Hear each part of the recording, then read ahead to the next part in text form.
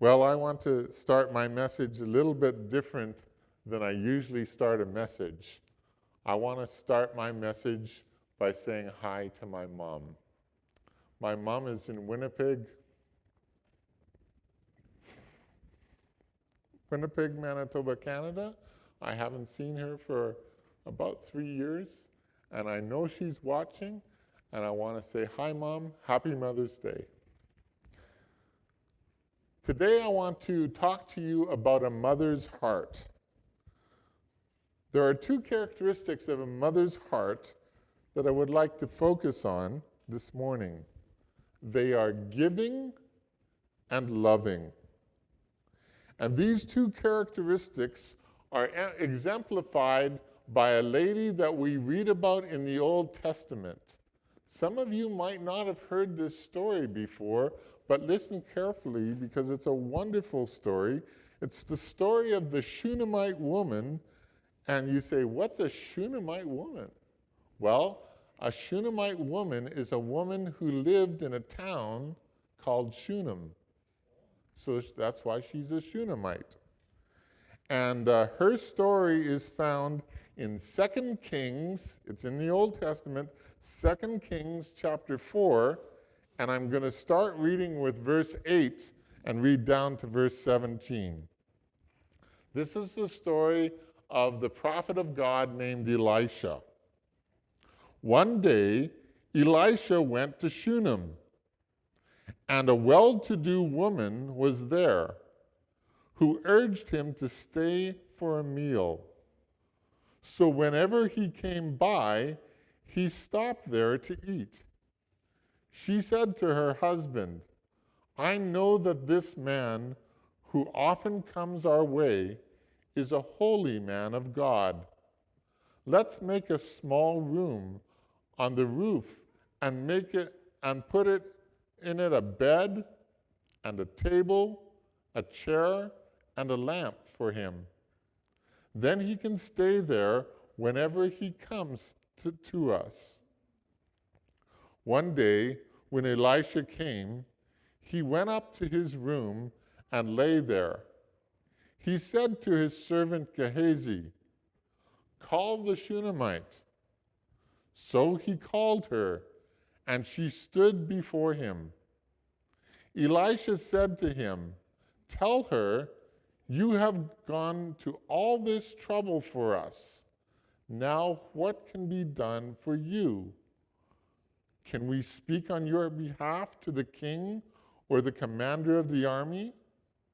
She replied, I have a home among my own people. What can be done for her? Elisha asked. Gehazi said, she has no son, and her husband is old. Then Elisha said, call her. So he called her, and she stood in the doorway. About this time next year, Elisha said, you will hold a son in your arms. No, my lord, she objected. Please, man of God, don't mislead your servant.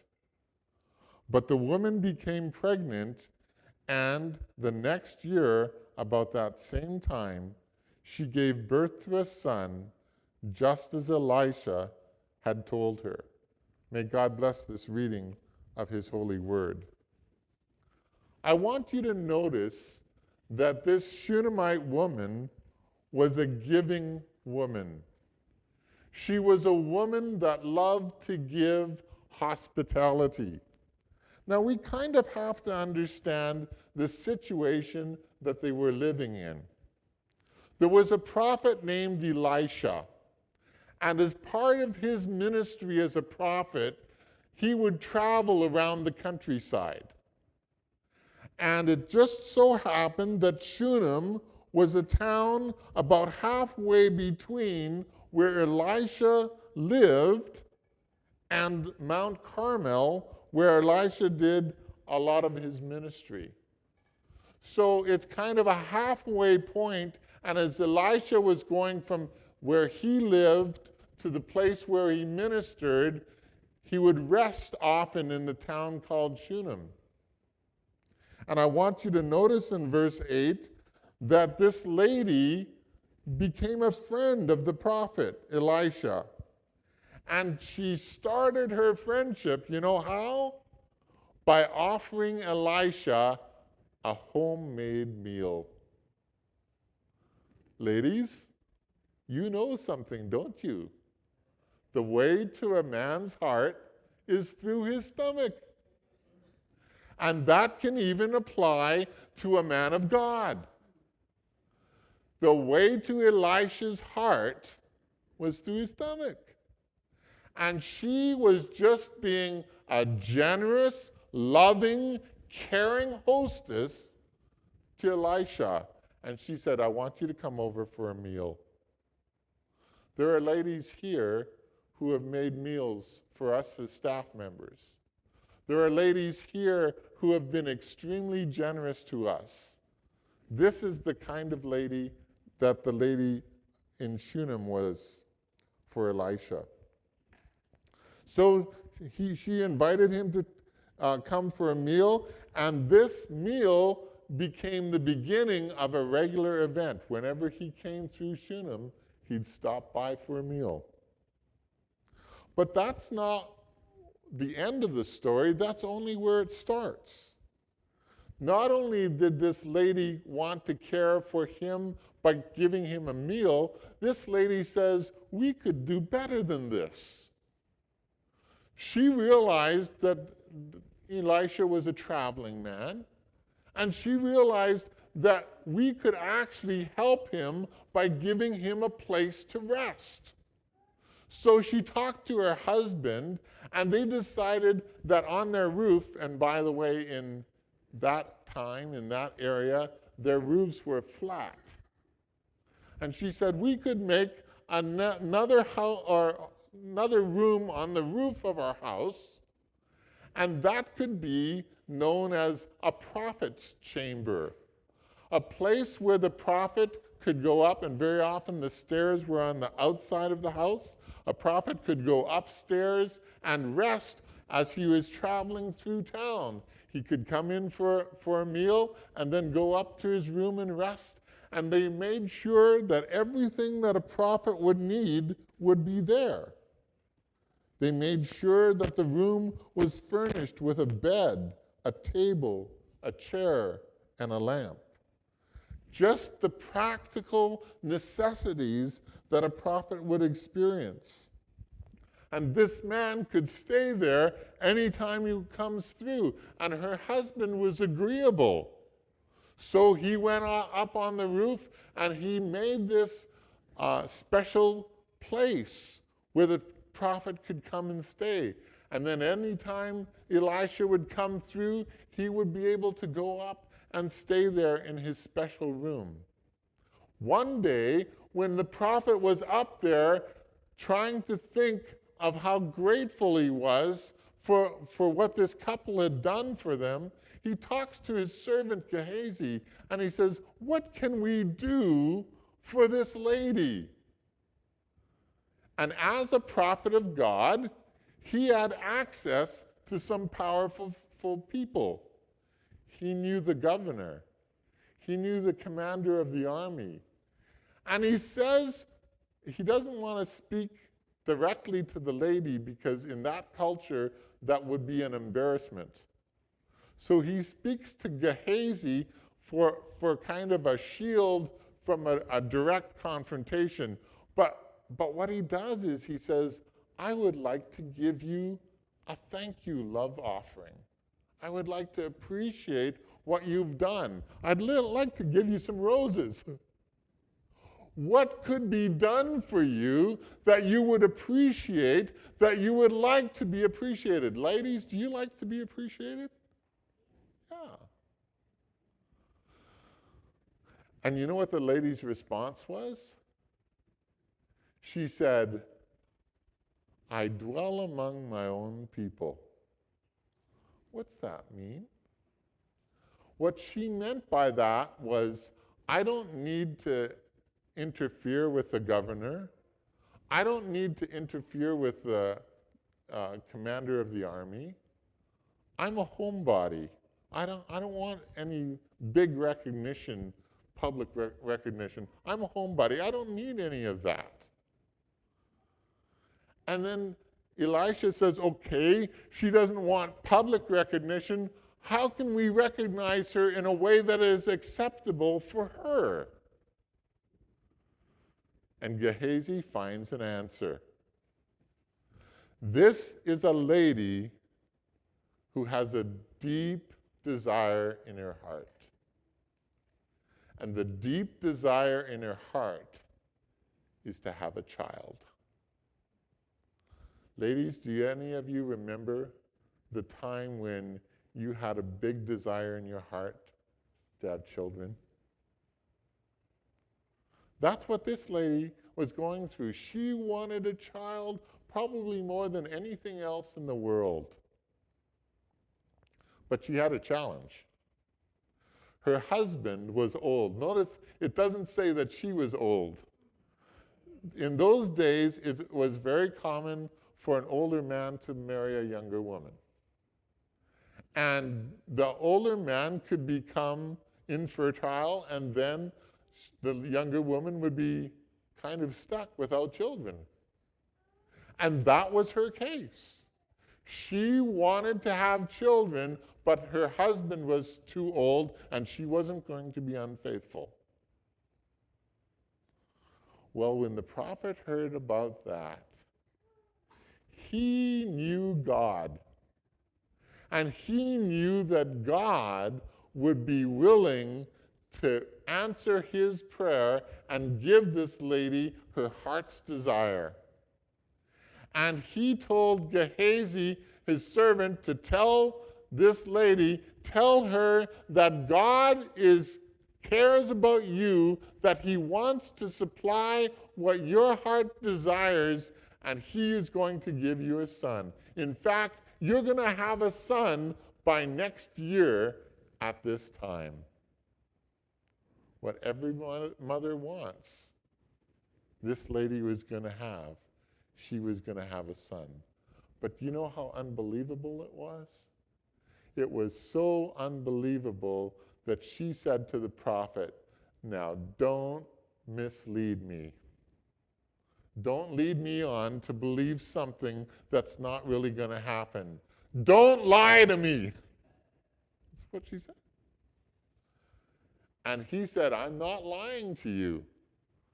This is what God is able to do, and this is what God wants to do, and he is going to give you your heart's desire.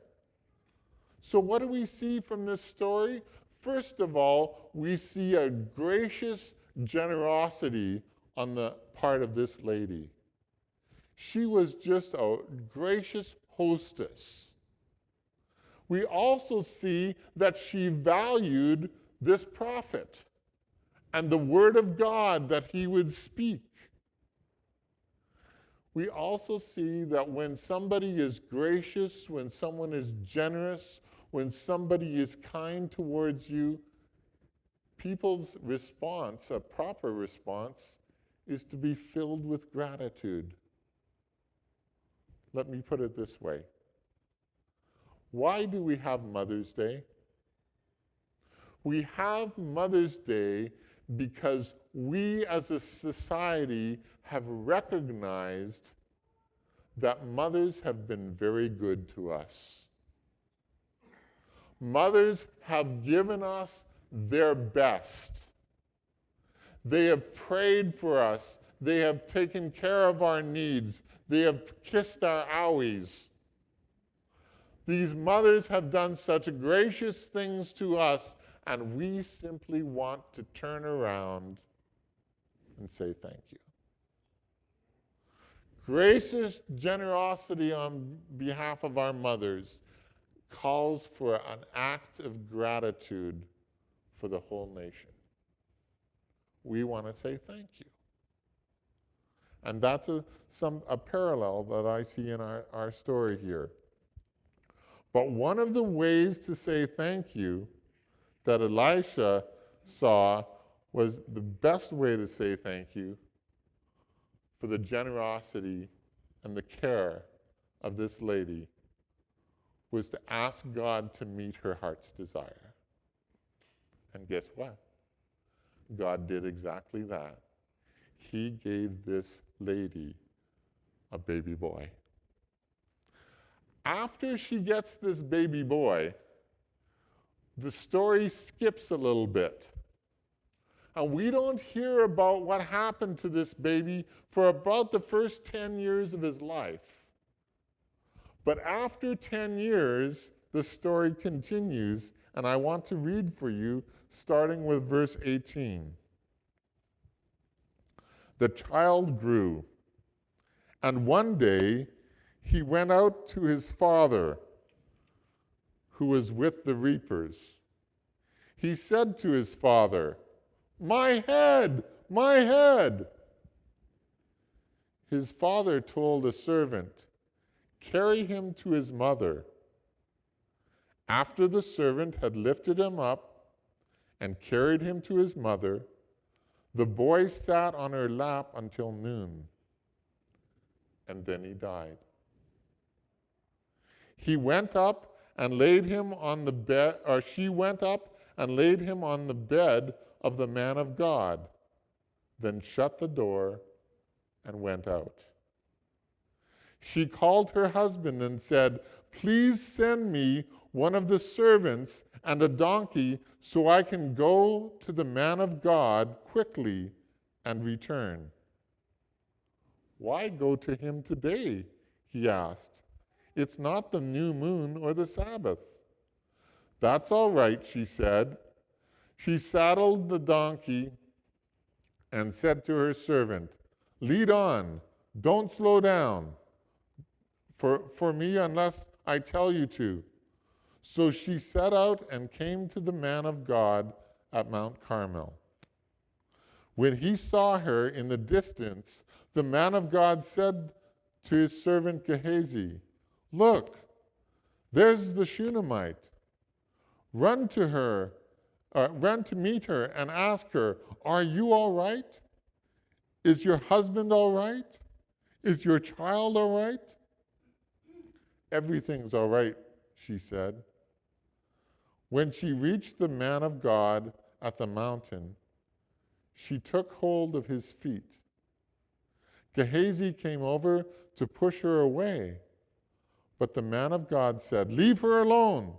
She is in bitter distress, but the Lord has hidden it from me and has not told me why.'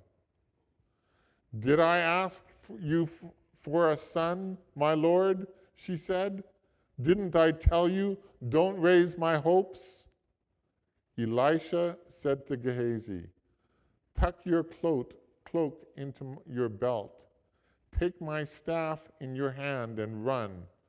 Don't greet anyone you meet, and if anyone greets you, do not answer. Lay my staff on the boy's face.' But the child's mother said, 'As surely as the Lord lives and as you live, I will not leave you.' So he got up and followed her. Gehazi went on ahead and laid the staff on the boy's face, but there was no sound or response. So Gehazi went back to meet Elisha and told him, 'The boy has not awakened.' When Elisha reached the house, there was the boy laying dead on his couch. When he went in, shut the door on the two of them, and prayed to the Lord. Then he got on the bed and lay on the boy, mouth to mouth, eyes to eyes, hands to hands. As he stretched himself out on the boy's body grew warm. Elisha turned away and walked back and forth in the room, and then got on the bed and stretched out on him once more. The boy sneezed 7 times and opened his eyes. Elisha summoned Gehazi and said, 'Call the Shunammite.' And he did. When she came, he said, "Take your son." She came in, fell at his feet, and bowed to the ground. Then she took her son and went out. The first story was about a lady who was generous. And then, as a result of her generosity, the prophet wanted to give her a gift, and that gift ended up being the fact that she would have a son. The second story is about what happens to this son.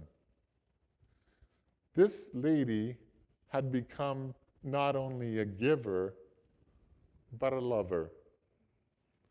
Ladies, do you realize that you are an example to all of us by how much you love your children?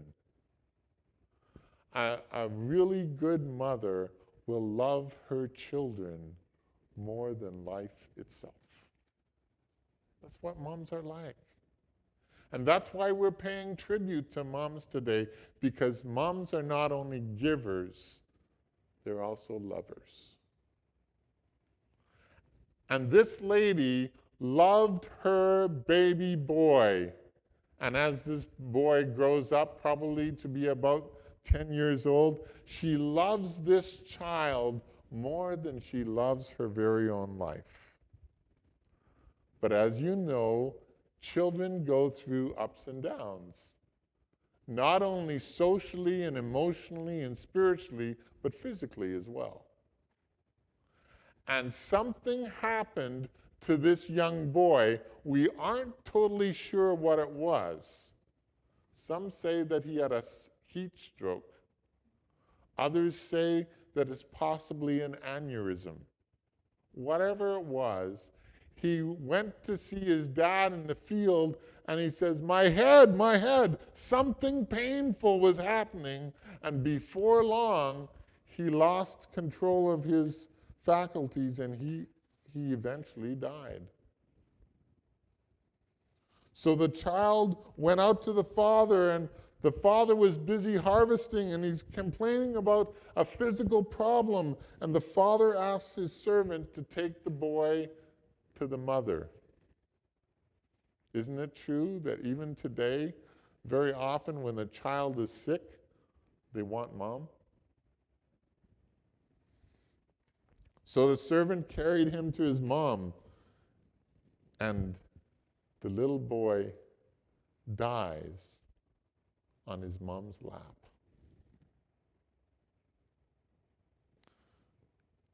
And then the mother said that the servant should take that little boy up those stairs to the prophet's chamber. And if you are not familiar with the previous stories, you might wonder why. But if you remember, before Elisha came to be the prophet, there was another prophet, and his name was Elijah, not Elisha.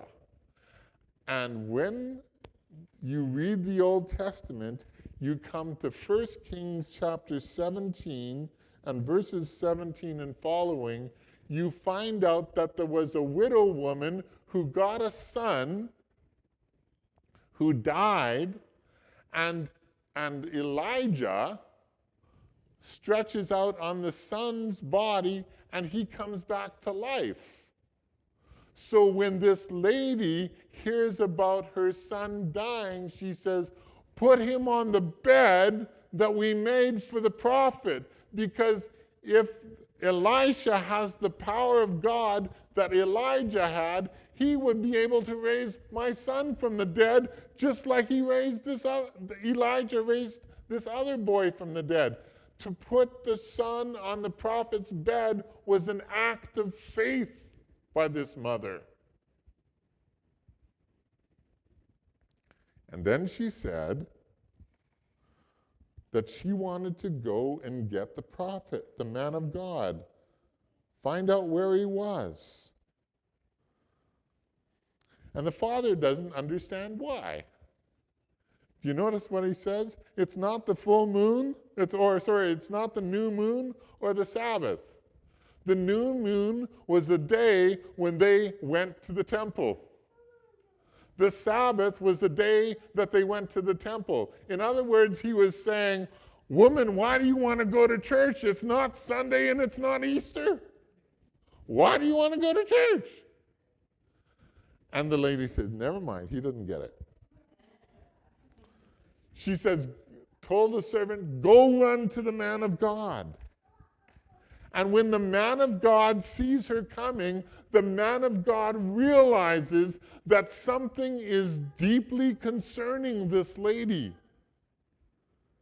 So the man of God sends a prophet ahead, servant ahead and says, go find out what bothers this lady. Ask her these questions.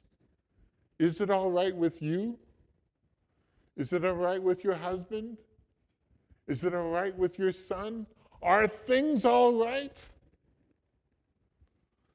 Now remember, this lady is in shock. Her son has just died.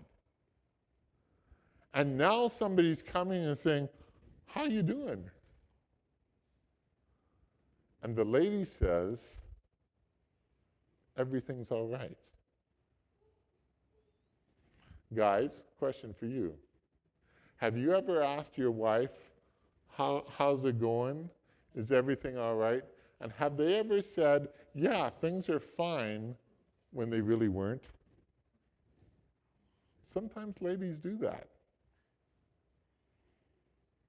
And that's what this lady did. She said, oh yeah, everything's fine. But really, there was something that she didn't want to share yet. There was something deep inside that wasn't okay. And as we go on through the rest of the story, we find out the story is told that the son is has just died or is desperately ill. I'm not sure exactly how the news was portrayed to the prophet. But the prophet Elisha says, take my staff. The staff was the symbol of God's power. Take my staff and put it on the boy's head. So he sends a servant on ahead, but this lady isn't going anywhere without Elisha coming. He says, I'm not leaving you. I'm going to hound you until you come. So Elisha goes with her. But the servant has gone on ahead, and he lays the staff on the boy's head. And unfortunately, nothing happens. You can't do this by remote control. So the prophet Elisha comes and he does exactly what Elijah, his predecessor, had done. He lays himself mouth to mouth, hand to hand, on top of this boy. And it says that the boy's body becomes warm. That's a sign that life is coming back. But the boy's still dead. It's just his body that's warm. And then the prophet goes across the room. You know what I think when he's going across the room back and forth? You know what I think he's doing? He's praying. And then he lays himself on top of the boy one more time. And the boy sneezes 7 times. Boy, I'm sure that prophet was so happy to hear those sneezes. And the boy gets up off the deathbed and he is alive. And the prophet gives the boy back to his mother. What is going on here? God is recognizing this woman for her love for her son. And because this woman has put God first in her life and given of herself for the work of God, God rewarded her with a son, and God rewarded her with her son's health to come back to life. God is no one's debtor. And Mom, as you are a giver and a lover, you will find out that God will reward you for giving and for loving. There's a song that the Gaithers wrote. It went simply like this. I'm going to live the way he wants me to live. I'm going to give till there's just no more to give. I'm going to love till there's just no more love. But I could never outlove the Lord. Moms, on Mother's Day, we want to say thank you to you for giving and for loving. But we want to tell you that the Lord will richly repay everything you've done because you've given and loved in a way that is expressed to us the giving and the loving of God. Let's pray. Thank you.